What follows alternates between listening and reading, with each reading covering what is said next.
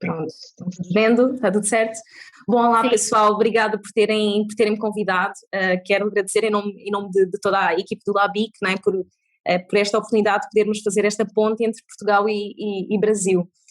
O LABIC ele surgiu no final de 2020, esta ideia de realizar um laboratório de inovação comunitária, então surgiu no meio da pandemia, e no âmbito deste programa chamado Programa Bairros Saudáveis, que é um programa público de caráter participativo, que surgiu com o principal objetivo de melhorar. Peço desculpa.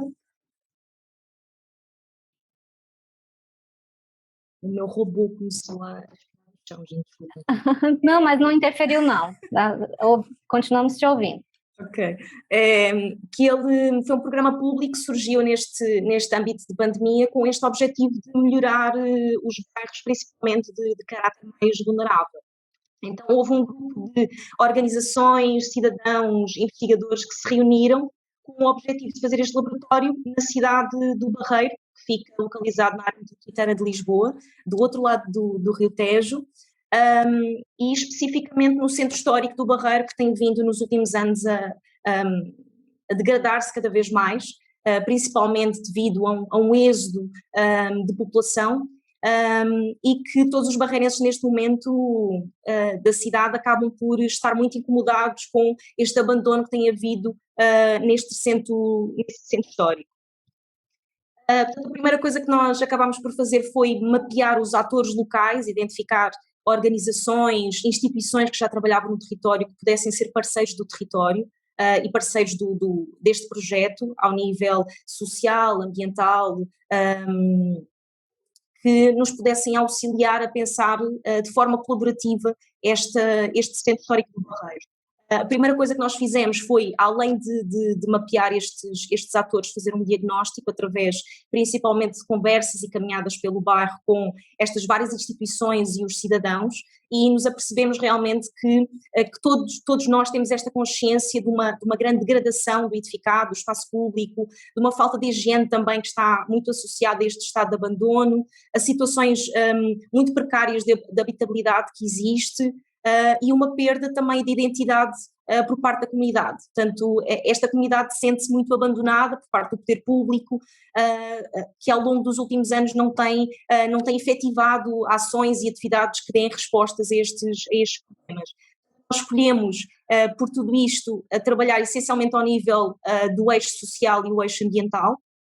E o laboratório de inovação acaba por se propor, ele apresenta uma estrutura um pouco aberta, no sentido em que a cocriação e a coprodução dos projetos que vão surgir vai depender muito deste trabalho com a comunidade e com estes atores que vão surgir. Mas um dos principais objetivos é precisamente promover esta coesão e dinamização da comunidade, é promover uma participação da comunidade e algum empoderamento no sentido de capacitar no desenvolvimento de projetos comuns, melhorar a higiene urbana, principalmente ao nível do espaço público, e promover estas redes de colaboração através destes projetos que vão surgindo ao longo de 12 meses. Existe também um grupo comunitário no território que tem vindo de certa maneira a promover algumas atividades, mas que nós entramos em contacto para conseguirmos de alguma maneira incentivar uma co-governação local. Portanto, eles são um dos parceiros do projeto, e nós acabamos por construir esta metodologia em conjunto, que se divide nestas 5 fases. Numa primeira fase é precisamente nesta busca de identificar e mapear todas as pessoas que fazem parte deste território. Numa segunda fase, ligar, motivar e mobilizar as pessoas a trabalhar em conjunto. Numa terceira, pretende-se capacitar e empoderar através de ações de co-desenho, de prototipagem de projetos comunitários. Numa quarta fase, pretende trabalhar especificamente com este grupo comunitário em conjunto com estas parcerias, para numa quinta fase nós conseguirmos consolidar e sair do território de alguma maneira deixando um impacto e em que todos se sentem responsabilizados pelo aquilo que está sendo feito durante todo o processo. Nós, neste momento, nos encontramos no mapear e o identificar.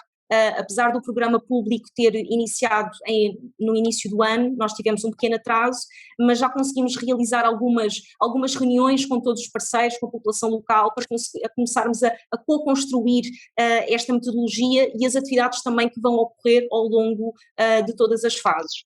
Nesta primeira fase, o que é que nós pretendemos fazer? O que é que nós pretendemos mapear?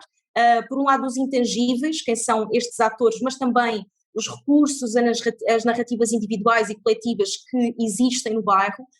Por outro lado, os tangíveis através de espaços expectantes que podem servir de palco para atividades que nós possamos dinamizar.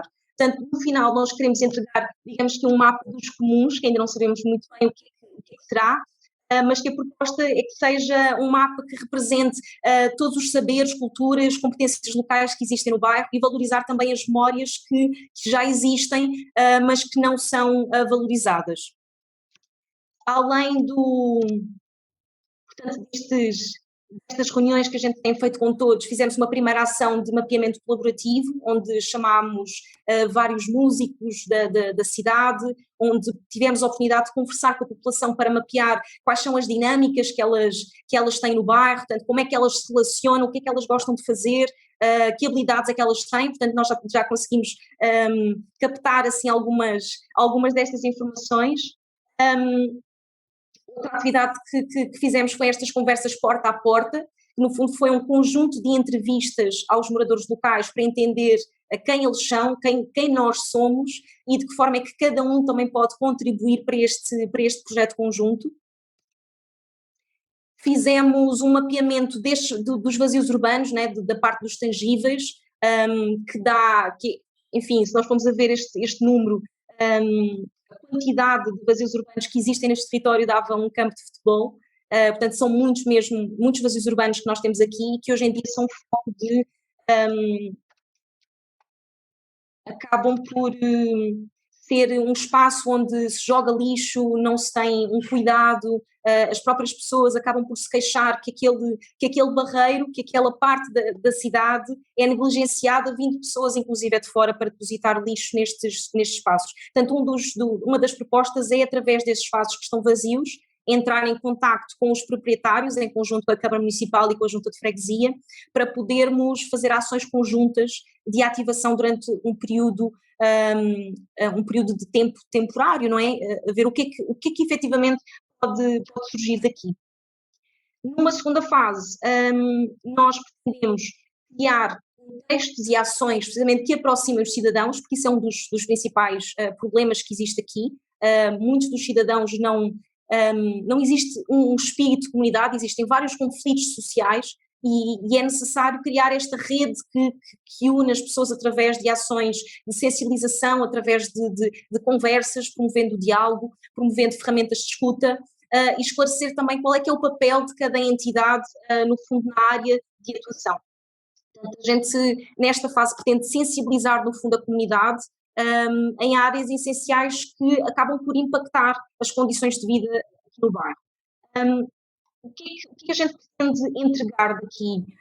Na primeira fase era um mapa dos comuns, nesta segunda fase nós chamamos de guia social integrado, que é precisamente estas diferentes redes que existem, dar visibilidade e mobilizar, articular estas diferentes redes que acabam por não funcionam muito em forma de rede, elas funcionam de forma muito individual. Portanto, como é que a gente consegue articular estas redes de apoio institucional com os residentes que habitam e as suas habilidades?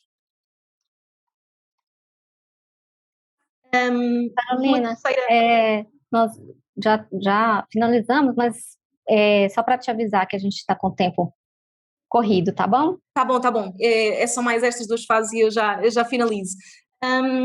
Numa terceira fase temos os projetos de inovação comunitária, que são os PICs, que são precisamente esta fase de co-desenho, co-produção, de prototipagem de projetos que acabam por tirar proveito dessas habilidades locais em conjunto com estas instituições para realizar a chamada de projetos, oficinas de cocriação, oficinas de treinamento, fazer uma chamada pública de colaboradores, é uma rede expandida de pessoas que querem colaborar. para numa quarta fase nós podermos articular estes projetos com um grupo comunitário que já existe e que se pretende capacitar para, de alguma maneira, conseguir tomar uma decisão compartilhada em conjunto com esta rede.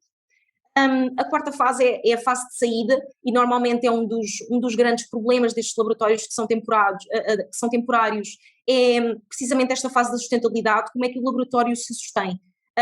E por isso nós achamos extremamente importante que desde o início até ao final que esta rede de colaboração efetivamente se articule e que esteja numa responsabilidade mútua de colaborar em todas as atividades que elas forem sendo feitas.